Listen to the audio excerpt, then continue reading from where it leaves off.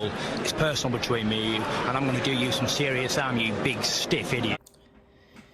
The Untouchable True School Sports Empire proudly presents something the boxing game's been missing. Hey, what's going on? It's your boy BT, and I came here to talk some boxing with the thousands of True School Sports subscribers.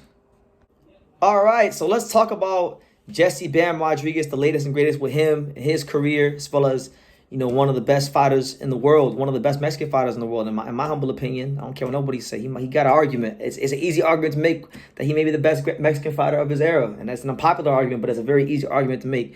Gallo Estrada, all right? This is the fight that Eddie Hearn and in conjunction with the fine folks at Tekken Promotions are looking at staging next time this summer. And it's being planned for this summer. So let's talk about it. So, obviously we know that when it comes to these two, Gallo has had a lot to say about Bam. He doesn't really quite buy the hype on Bam, and he thinks he would beat Bam. Bam has felt some type of way about the words that have come out the mouth of Gallo Estrada, and he wants to shut that mouth and rearrange it and show that, he's one of the best fighters in the world, that he is, creme de la creme. He is top shelf. He is a fighter that is on an upward trajectory to not just towards the pound-for-pound list, but even at such a young age, if he's able to get a guy like Gallo Estrada on his resume, all of a sudden, we're talking about at the age of 23, Bam Rodriguez starting to carve out a nice little Hall of Fame career for himself. So this is a legacy fight for both men. All right, so let's talk about this potential event because it is a big fight for the super flyweight division. It is a big fight for Bam. It is a big fight for Gallo, and it's a big fight for boxing. It's a great fight for boxing, right?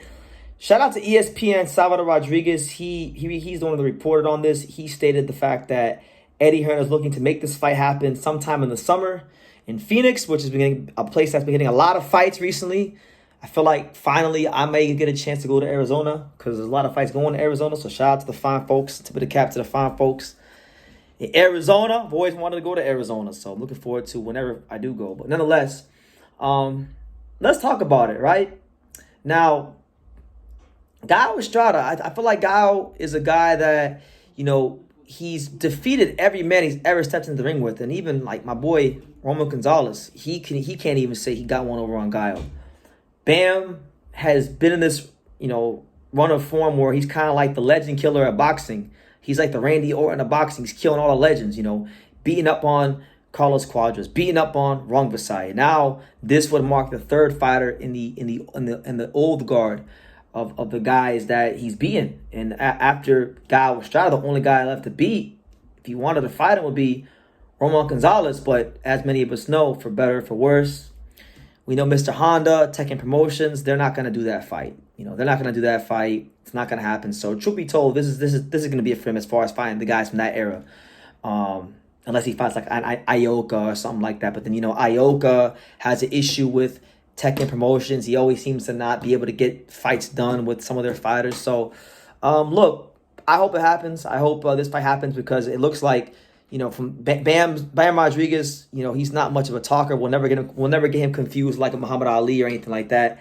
But when asked about Gallo Estrada, Bam seems to have a bit more oomph in his voice, more bass in his voice, he's a little more spiteful when he gets asked about Gallo because what Gallo was telling him, Gallo downplaying in the media in front of the boxing world following the performances against guys like Rung Visay and Israel Gonzalez, that really did something to him. So I think he's going to want to try to prove a point.